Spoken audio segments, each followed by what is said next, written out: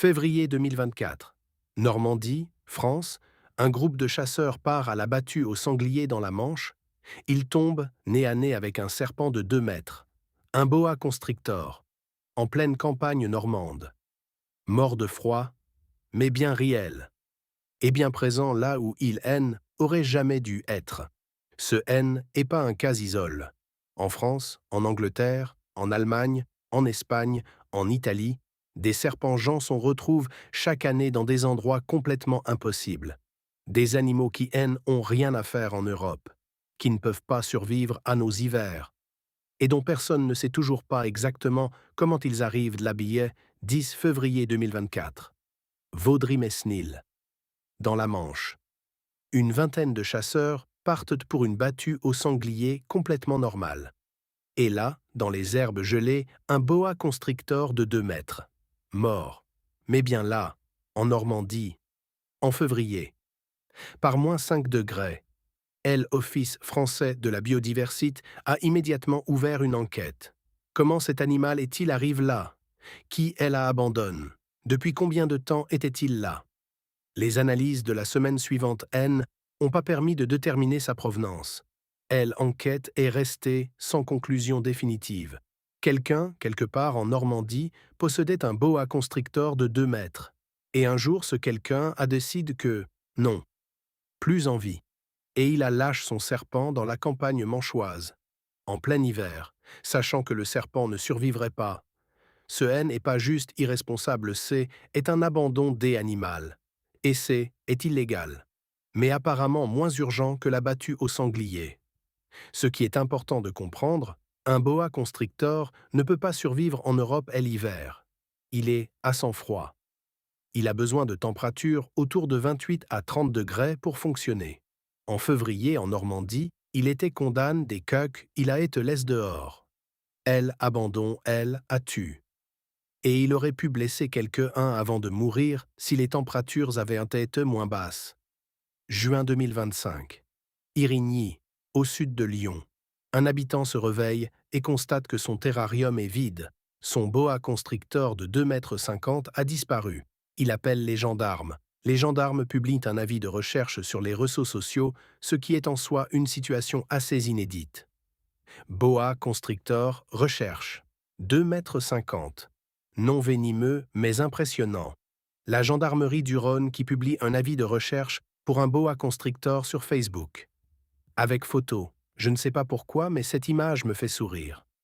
Les commentaires sur la publication étaient, animes.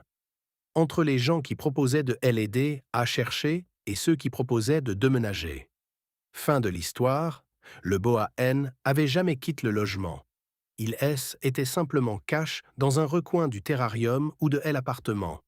Il retrouve quelques heures plus tard, bien au chaud, visiblement pas perturbé par tout ce raffut. La gendarmerie a demandé à être prévenue la prochaine fois avant de publier avis de recherche. Le serpent avait juste décidé de prendre du bon temps dans son coin.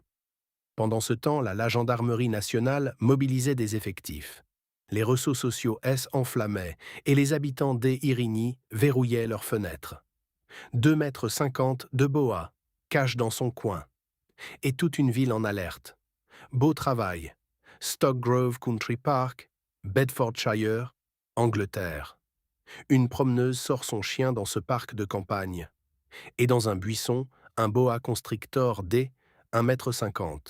Vivant, mais en hypothermie sévère. Elle appelle la RSPCA, la protection animale britannique. Agent qui arrive, doit réchauffer l'animal avec une bouteille de eau chaude avant de pouvoir le transporter. La conclusion de agente de la RSPCA est directe. Étant donné l'endroit où il a été trouve, il a probablement été abandonné. Il faisait si froid qu'il avait probablement passé la nuit entière, voire plus dans ce preux. Un serpent tropical abandonne dans un parc anglais en plein automne. Laisse à mourir de froid. Quelqu'un a pris son boa constrictor. A mis dans sa voiture. A conduit jusqu'à un parc de campagne en Bedfordshire. Et a pose dans un buisson. Et être parti. Je veux bien comprendre qu'un boa constrictor est compliqué à gérer. Est grand. Ça mange des proies entières. casse, échappe. Mais le poser dans un buisson anglais en automne, C est pas vraiment une solution. C est plutôt L, absence de solution. Et C est le cas le plus fréquent en Europe. Des particuliers qui achètent des serpents exotiques, souvent illégalement ou sans réaliser ce que CA implique, et qui les abandonnent quand ils deviennent trop grands ou trop compliqués. En France, en Angleterre, en Espagne, des dizaines de cas par an. La plupart des animaux ne survivent pas. Certains si. Et ceux qui survivent posent un problème bien plus sérieux. Et là, on passe à quelque chose de plus sérieux.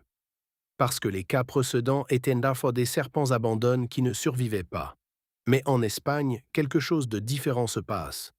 Des pitons birmanes, une des espèces de serpents les plus grandes du monde, pouvant atteindre 7 mètres, ont été signalés dans plusieurs régions espagnoles. Et certains ont survécu. Et certains se sont reproduits. Le python birman est thermophile, il tolère mieux la chaleur que le boa. Et le climat méditerranéen du sud de l'Espagne, des îles Canaries et même du sud de la France commence à être suffisamment chaud pour permettre sa survie. Des signalements ont été enregistrés en Catalogne, en Andalousie, dans la communauté valencienne. Ce ne sont pas encore des populations établies comme en Floride, où les pythons ont complètement envahi les Everglades, mais les scientifiques surveillent la situation de très près. En Floride, les pythons birmanes ont littéralement détruit l'écosystème des Everglades. 90% des mammifères de certaines zones ont disparu depuis leur arrivée.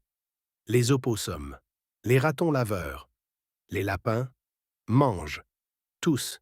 Et maintenant, des pythons birmanes sont signalés en Espagne. J'espère sincèrement que les autorités espagnoles ont vu ce qui est et passe en Floride. Parce que si elles n'agissent pas maintenant, les conséquences pourraient être similaires. Et là, on fait un bond dans le temps, parce que les serpents géants en Europe, ce n'est pas seulement une histoire moderne. Une étude scientifique publiée en 2020 a révélé quelque chose de fascinant. Des fossiles de pythons primitifs ont été retrouvés à Messel en Allemagne, dans des roches datant de 47 millions d'années. Des pythons complets, des spécimens magnifiquement préservés. Ce que cette découverte prouve, c'est que les pythons géants ont vécu en Europe bien avant que l'Europe ressemble à ce qu'elle est aujourd'hui. Il y a 47 millions d'années, la Europe était tropicale, chaude et humide. Et des pythons de 2 mètres y vivaient naturellement. Ce n'est qu'avec le refroidissement du climat que ces serpents ont disparu de nos latitudes. Et voilà ce qui inquiète certains scientifiques avec le changement climatique. Si les températures européennes continuent de monter, et elles montent, les conditions qui ont permis aux pythons de vivre en Europe il y a des millions d'années pourraient revenir. Pas dans 100 ans. Peut être dans 200 ou 300 ans.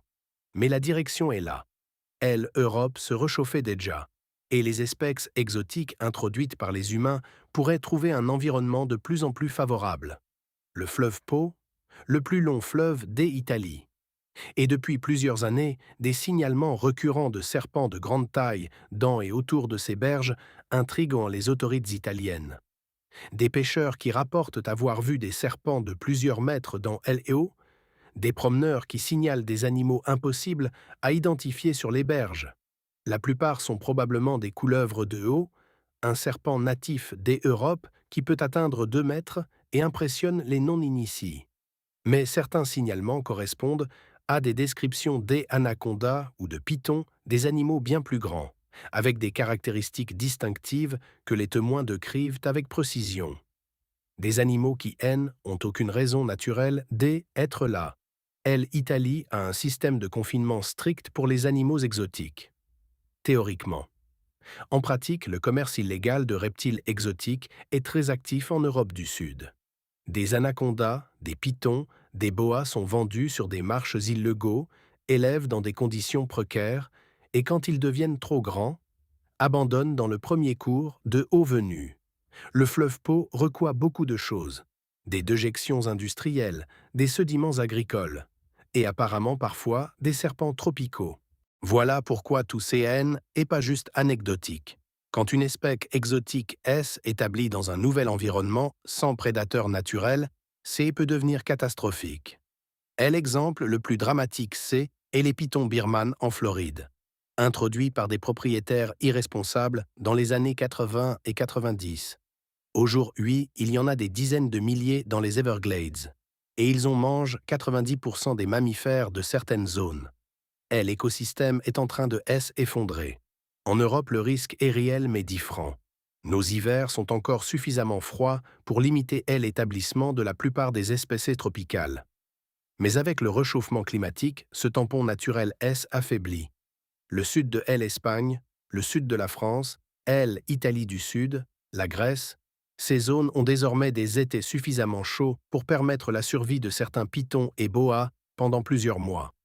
Et le problème du commerce illégal de reptiles exotiques est colossal.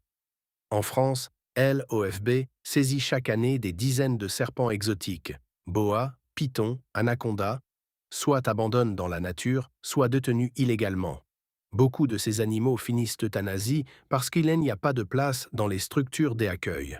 Des animaux qui auraient jamais dû quitter leur continent d'origine. Et pour finir sur quelque chose qui va te donner encore plus de perspectives sur ces serpents-gens. En avril 2024, des paléontologues indiens ont annoncé la découverte des restes fossilisés, un serpent qui pourrait être le plus grand jamais connu. Vasuki indicus, il y a 47 millions d'années. Inde, estimation, entre 11 et 15 mètres de long.